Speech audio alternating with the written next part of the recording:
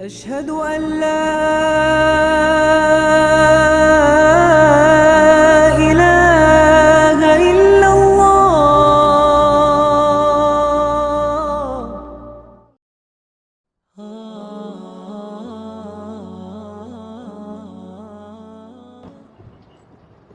الحمد لله رب العالمين والصلاة والسلام على أشرف الأنبياء والمرسلين نبينا محمد وعلى آله وأصحابه أجمعين أما بعد அன்புக்குரிய சகோதரர்களே, அஸ்ஸலாமு அலைக்கும் வரஹ்மத்துல்லாஹி வபரகாத்துஹு. அல்லாஹ்வுடைய பேருதவியால் அவனுடைய அருளால் புனிதமிக்க ரமலான் மாதத்தின் இரண்டாவது நோன்பை நோற்றவர்களாக நாம் எல்லாம் அமர்ந்திருக்கின்றோம். இதற்கு அருள் புரிந்த எல்லாம் வல்ல அல்லாஹ்வுக்கு நாம் நன்றி பாராட்ட கடமைப்பட்டிருக்கின்றோம். புனிதமான ரமலான் மாதத்தை கண்டறிந்து அதை தவற விடாமல் அதை முழுமையாக பின்பற்றி அல்லாஹ் விதித்திருக்கக்கூடிய கடமையான இந்த நோன்பு என்கின்ற கடமையை நிறைவேற்றக்கூடிய பாக்கியம் பெற்றவர்களாக அல்லாஹ் அனைவர்களையும் ஆக்கி அருள்வானாக. அன்புக்குரிய சகோதரர்களை, இந்த வருடம் ஹிஜ்ரி 1446 ஆண்டு 2725 ஆண்டினுடைய ரமலான் மாதத்தை நாம் எல்லாம் அடைந்திருக்கின்றோம். இந்த ரமலான் மாதத்தின் நாட்களை பயனுள்ளதாக நாம் ஆக்கிக்கொள்ள கடமைப்பட்டிருக்கின்றோம். எந்த பரிசுத்த குர்ஆன் மூலமாக இந்த மாதத்தை அல்லாஹ் தஆலா கண்ணியப்படுத்தியிருக்கிறானோ அந்த பரிசுத்த குர்ஆனோடு தொடர்புடையவர்களாக அதிலே சொல்லப்பட்டிருக்கக்கூடிய செய்திகளை, போதனைகளை, அறிவுரைகளை நம்முடைய வாழ்க்கையிலே கடைபிடிக்கக்கூடியவர்களாகவும் அதை படித்து தெரியக்கூடியவர்களாகவும் அல்லாஹ் நம்மை ஆக்கி அருள்வானாக. அந்த அடிப்படையிலே நாம் அதிகாலையிலே அல்லாஹ்வுக்கு நிறைவேற்ற வேண்டிய இந்த ஃபஜ்ர் தொழுகையை நாம் நிறைவேற்றிவிட்டு அல்லாஹ்வுடைய அருளை எதிர்பார்த்தவர்களாக, அவனுடைய மன்னிப்பை வேண்டியவர்களாக நாம் இருந்து கொண்டிருக்கின்றோம். இந்த ரமலான் மாதத்தின் அதிகாலையிலே நாம் குர்ஆனுடைய நற்செய்திகளை பெற்று செல்லக்கூடியவர்களாக நாம் இருக்க வேண்டும். குர்ஆனை செவியேற்கிறோம், அதோடு கூட அந்த குர்ஆனிலே சொல்லப்பட்டிருக்கக்கூடிய அந்த நற்செய்திகளை உள்வாங்கி அதை மனதிலே பதிய வைத்து அதிலே சொல்லப்படுகின்ற விஷயங்களின் அடிப்படையிலே நம் வாழ்க்கையை நாம் அமைத்துக் கொள்ள வேண்டும். அந்த அடிப்படையிலே கடந்த வருடங்களைப் போன்று இந்த வருடத்திலும் நாம் ஒரு தலைப்பை தேர்வு செய்து அந்த தலைப்பின் கீழ் ஒவ்வொரு நாளும் ஒரு சில நிமிடங்கள் அந்த நிச்சயமான செய்திகளை நாம் தெரிய வேண்டும் என்ற எண்ணத்தோடு இந்த வருடம் ரமலானை நாம் தெரிவதற்காக எடுத்துக்கொண்ட தலைப்பு சுவனப்பாதை, சுவனத்தின் பாதை. அந்த சொர்க்கத்துடைய பாதையை நாம் தெரிய வேண்டும், அதை அடைய வேண்டும். அந்த அடிப்படையிலே சொர்க்கம் என்றால் என்ன, அது எங்கே இருக்கிறது, அது படைக்கப்பட்டிருக்கிறதா, அதிலே உள்ள பாக்கியங்கள் என்ன, அந்த சொர்க்கம் யாருக்காக வேண்டி அது படைக்கப்பட்டிருக்கிறது என்ற நிறைய செய்திகளை அல்லாஹ் தஆலா குர்ஆன் முழுக்க நமக்கு சொல்லி காண்பிக்கிறான். நாம் இந்த உலகத்திலே வாழ்வதே சொர்க்கத்துக்காகத்தான் வாழ்கிறோம். ஒரு மூமின், ஒரு இறை நம்பிக்கையாளன் உலகத்திலே வாழ்கின்ற பொழுது சொர்க்கத்தின் மீது ஆசைப்பட வேண்டும். அந்த சொர்க்கத்தின் பால் விரைந்து செல்ல வேண்டும், நரகத்தை விட்டு விரண்டோட வேண்டும். சொர்க்கத்தின் பால் விரைந்து செல்ல வேண்டும், நரகத்தை விட்டும் விரண்டோட வேண்டும். இது குர்ஆன் சொல்லுகின்ற போதனை. அந்த அடிப்படையில் தான் அல்லாஹ் ஒரு வசனத்திலே நமக்கு அறிவுரை வழங்குகிறான். மூமின்களை அழைத்து அவன் சொல்லுகிறான், வஸ்ஸாரிஊ இலா மக்ஃபிரத்தின் மின் ரப்பிக்கும் வ ஜன்னத்தின் அர்துஹா ஸமாவாத்து வல் அர்த். மூமின்களே, இறை நம்பிக்கையாளர்களே, நீங்கள் விரைந்து வாருங்கள். இதன் பக்கம் விரைந்து வாருங்கள், அல்லாஹ்வுடைய மன்னிப்பின் பாலும் அல்லாஹ்விடத்திலே இருக்கக்கூடிய மகத்தான பேரின்ப பாக்கியமான சொர்க்கத்தின் பாலும் நீங்கள் விரைந்து வாருங்கள். அந்த சொர்க்கம் நீங்கள் நினைப்பது மாதிரி அல்ல, வானம் பூமி அளவுக்கு ஒரு விசாலமான ஒரு நர்பாக்கியமாக அந்த சொர்க்கம் இருக்கிறது என்று அல்லாஹ் சொல்லி சொர்க்கத்திற்பால் விரைந்து வாருங்கள் என்று அல்லாஹ் அழைக்கிறான். அவனுடைய அடியார்களை அழைக்கிறான். அந்த சொர்க்கத்தை அடைவதற்குண்டான வழிகள் என்னென்ன என்பதையும் அல்லாஹ் நமக்கு சொல்லி காண்பிக்கிறான். அந்த சொர்க்கத்துடைய பாதை எப்படியெல்லாம் இருக்கும் என்பதையும் நமக்கு விரிவாக நமக்கு குர்ஆனிலே சொல்லி காண்பித்திருக்கிறான். இதை தெரிவது ஒவ்வொரு முஸ்லிமும் கட்டாய கடை. அந்த அடிப்படையிலே நாம் எல்லாம் சொர்க்கத்தை ஆசைப்படுகிறோம். நாம் அல்லாஹ்விடத்திலே நம்முடைய பிரார்த்தனைகளிலே சொர்க்கத்தை கேட்கிறோம். எனவே சொர்க்கத்தை பற்றி என்னென்ன புள்ளி விவரங்கள், என்னென்ன விஷயங்கள் குர்ஆனிலே சொல்லப்பட்டிருக்கிறது என்பதை கண்டிப்பாக நாம் தெரிய வேண்டும். குர்ஆனை நாம் திறந்து பார்ப்போமானால் ஒவ்வொரு பக்கத்திலும் சொர்க்கத்தை பற்றி நினைவூட்டாமல், அந்த சொர்க்கத்தில் உள்ள பாக்கியங்களை சுட்டி காட்டாமல் எந்த பக்கத்தையும் கடந்து செல்ல முடியாது. அதே போடுதான் அதற்கு எதிராக எதிர்மறையில் இருக்கக்கூடிய நரகத்தை பற்றியும் அல்லாஹ் தஆலா எச்சரிக்காமல் இருப்பதில்லை. எனவே அன்பு சோழர்களை, சொர்க்கத்தை பொறுத்தவரையிலே அது என்ன, சொர்க்கம் என்றால் என்ன என்று தெரிவது முதல்ல கடமை. இன்றைய தினத்தில் நம்ம அந்த சொர்க்கத்தை பற்றி அந்த வார்த்தையினுடைய பொருள் என்ன, அது எங்கே இருக்கிறது என்ற அந்த விவரத்தை நாம் சுருக்கமாக நாம் தெரியும்.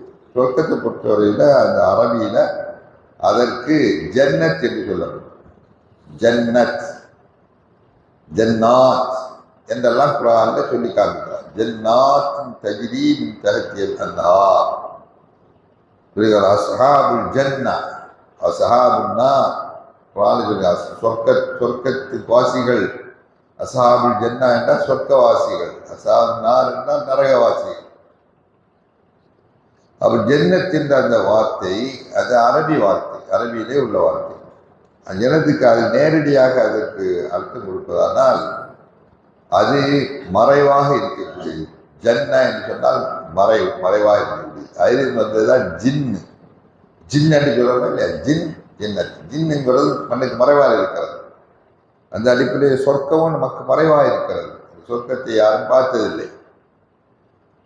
அதனால்தான் அந்த சொர்க்கத்தை பற்றி நபிகள் நாயகம் ஸல்லல்லாஹு அலைஹி வஸல்லம் அவர்கள் சொன்னார்கள், அந்த சொர்க்கம் என்பது மாறா ஐநூறாய்த்து ஒரு சமியாத்து. எந்த கண்களும் அந்த சொர்க்கத்தை பார்த்ததில்லை, எந்த காதுகளும் அந்த சொர்க்கத்துடைய வர்ணனைகளை பற்றி முழுமையாக என்ன செய்யவில்லை, கேட்டதில்லை. அப்படிப்பட்ட ஒரு பாக்கியம் என்று அல்லாஹ்வுடைய தூதர் ஸல்லல்லாஹு அலைஹி வஸல்லம் அவர்கள் அதை வர்ணிக்கிறார்கள். அப்ப ஜன்னத் என்ற அந்த அரபி வார்த்தைக்கு இன்னொரு அர்த்தம் என்று சொன்னால் மறைவானது, இன்னொன்று தோட்டம், சோலை. ஜன்னத்னா சோலை. அது சோலை என்று சொல்லும்போது அல்லாஹ் தஆலா ஜன்னாத் தஜ்ரீ மின் தஹ்திஹல் அன்ஹார். அந்த சோலைகள், அந்த சோலைகளுக்கு இடையிலே ஆறுகள். சோலைகள், சோலை என்றால் அதில் என்ன இருக்கும்? மரங்கள் இருக்கும், கனி வர்க்கங்கள் இருக்கும். மனிதனுடைய கண்ணை கவரக்கூடிய, குளிரச் செய்யக்கூடிய எல்லா விதமான செடி கொடிகள் எல்லாம் இருக்கும். அதுக்கிடையில நீர் ஓடைகள் ஓடிக்கொண்டிருக்கும். இதான் இன்னைக்கு மனிதன் ஆசைப்படுறான். அதாவது மனிதன் ஆசைப்படுவது அதற்குத்தான். அதை அனுபவிக்க வேண்டும், அதை கண்ணால் பார்க்க வேண்டும் என்பதற்காக இந்த உலகத்தில் வாழ்கின்ற பொழுது அவர் என்ன செய்கிறான்? எங்கேயாவது நீரோடைகள் இருக்காதா, எங்கேயாவது ஊற்றுகள் இருக்காதா, அல்லது நீர் அருவிகள் இருக்காதா, மரச்சோலைகள் இருக்காதா, அங்கே போய் 2 நாளைக்கு நம்ம என்ன செய்து வருவோம், இருந்து ரெஸ்ட் எடுத்துட்டு வருவோம் என்பதற்காக வேண்டி லட்சக்கணக்கான ரூபாய்களை செலவு செய்து இன்னைக்கு அல்லாஹ் உலகத்தில் படைத்திருக்கக்கூடிய பல பகுதிகளுக்கு, குளுமையான பிரதேசங்களுக்கு அங்கே சென்று அந்த இன்பத்தை, சுகத்தை அனுபவித்து வருகிறார். உலகத்தில் பார்க்கிறோம். இதான் இதைத்தான் அல்லாஹ் சுப்ஹானஹு வ தஆலா நல்லடியார்களுக்கு, உலகத்தில் நல்லடியார் கட்டடியார் எல்லாமே அவன் அனுபவிக்கலாம். அல்லாஹ் கொடுத்து அனுபவிக்கலாம், அந்த பாகுபாடு இல்லை. ஆனால் மறுமையிலே இந்த நற்பாக்கியங்களை அல்லாஹ் தஆலா நல்லடியார்களுக்கு மட்டும் தயார்படுத்தி வைக்கிறார், சித்தப்படுத்தி வைத்திருக்கிறார். வேற யாரும் அதை அனுபவிக்க முடியாது. அல்லாஹ்வை யார் நம்பி, அல்லாஹ்வுக்கு கட்டுப்பட்டு, அல்லாஹ்வை மட்டும் வணங்கி அவருடைய பாக்கியங்கள் வேண்டும் என்பதற்காகவே இந்த உலகத்திலே தன்னை அர்ப்பணித்து உழைத்து கஷ்டப்பட்டு வாழ்ந்து அதிலேயே அவர்கள் மரணமடைகிறார்களோ அப்படிப்பட்ட அந்த நல்லடியார்களுக்காக வேண்டி அல்லாஹ் தஆலா சித்தப்படுத்தி வைத்திருக்கின்ற மகத்தான பேரின்பம். அது பெரிய இன்பம். அந்த இன்பத்தை நாம் யாரும் பார்த்ததில்லை. யாருமே பார்த்ததில்லை. நபிகள் நாயகம் ஸல்லல்லாஹு அலைஹி வஸல்லம் அவர்களுக்கு அல்லாஹ் சுப்ஹானஹு வ தஆலா அந்த சொர்க்கத்தை காட்சிப்படுத்தினான். அதை காட்சிப்படுத்தினானே தவிர அது உண்மையான யதார்த்த சொர்க்கத்தில் பிரவேசிக்க முடியாது. யாராவது யதார்த்த சொர்க்கத்தில் பிரவேசித்து விட்டால் அதை விட்டு என்ன செய்ய முடியாது, வெளியே வர முடியாது. உள்ளே நுழைந்தவர்கள் நுழைந்ததுதான். அதனால அதனுடைய யதார்த்த சொர்க்கத்தை யாரும் உலகத்தில் ருசித்து பார்த்தது கிடையாது. அல்லாஹ்வுடைய தூதர் ஸல்லல்லாஹு அலைஹி வஸல்லம் அவர்களுக்கு காட்சிப்படுத்தப்பட்டது. ஒரு சந்தர்ப்பத்திலே அவர்கள் தொழுகையில் நிற்கின்ற பொழுது அந்த சொர்க்கத்துடைய பல கனி வர்க்கங்கள் அவர்களுக்கு முன்னால் அவர்களுக்கு காட்சிப்படுத்தப்பட்டு அது குறை குறையாக தொங்கி அப்படியே அது வந்தார். ஆடி ஆடி அந்த பல வர்க்கங்கள் அப்படி காட்சி கொண்டோன்னா நபி ஸல்லல்லாஹு அலைஹி வஸல்லம் அவர்கள் தொழுகையில் நிற்கின்ற பொழுது அதை என்ன செய்தார்கள், அதை பிடிப்பதற்காக கையை நீட்டிய பொழுது அது மறைந்து விட்டது. எல்லாம் காட்டினான், அவ்வளவுதான். அன்புக்குரிய சோழர்களை, இப்படிப்பட்ட நற்பாக்கியம் சொர்க்கம் என்று சொன்னால் சோலைகள், ஆறுகள், நீர் அருவிகள், ஊற்றுக்கள், விதவிதமான ருசி உள்ள நீரோடைகள், பானங்கள், தேனாறு, பாலாறு, குரான் சொல்லி காமிக்க எல்லாம்.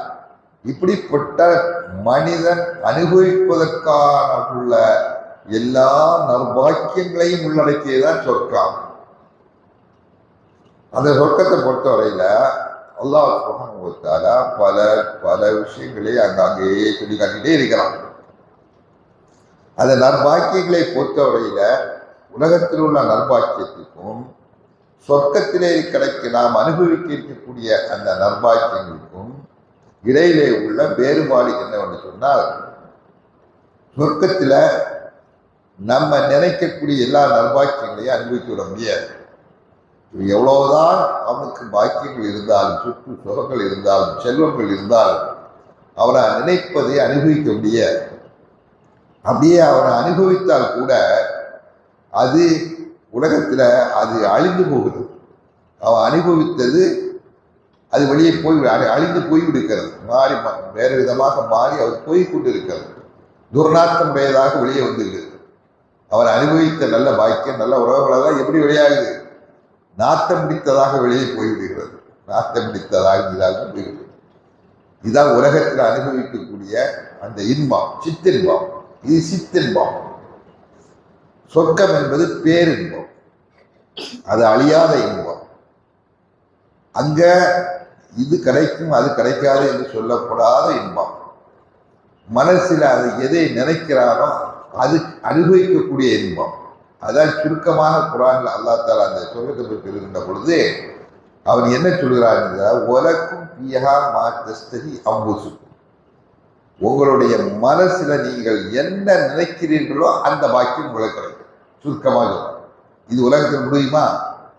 முடியாது. இதுதான் சொர்க்க. உலகத்தை அனுபவிக்கக்கூடிய இன்பத்திற்கும் மறுமையில் அனுபவிக்கக்கூடிய அந்த சொர்க்க இன்பத்திற்கும் இடையிலே உள்ள வித்தியாசம். அது அது அது அல்லாஹ்வால் மட்டும்தான் அது கொடுக்க முடியும். எனவே அப்படிப்பட்ட பெரும் பாக்கியமானதுதான் இந்த சொர்க்கம், ஜன்னத். அந்த ஜன்னத்தினுடைய மற்ற விஷயங்கள் அது அது யார் யாருக்கு அல்லாஹ் சுத்தப்பட்டு வச்சிருக்கிறார், அந்த பாக்கியங்கள் என்னென்ன வகையில் எல்லாம் இருக்கிறது என்ற அந்த விஷயங்களை பற்றி இன்ஷா அல்லாஹ் அடுத்து தொடர்ச்சியாக பார்ப்பதற்கு அல்லாஹ் சுப்ஹானஹு வ தஆலா அருள் புரிவானாக. நம் எல்லோருக்கும் நாம் எதிர்பார்க்கக்கூடிய மகத்தான சொர்க்க பாக்கியத்தை வழங்குவானாக. வாஹிரு தாவானா அல்ஹம்துலில்லாஹி ரப்பில் ஆலமீன். அஸ்ஸலாமு அலைக்கும் வரஹ்மத்துல்லாஹி வபரகாத்துஹு.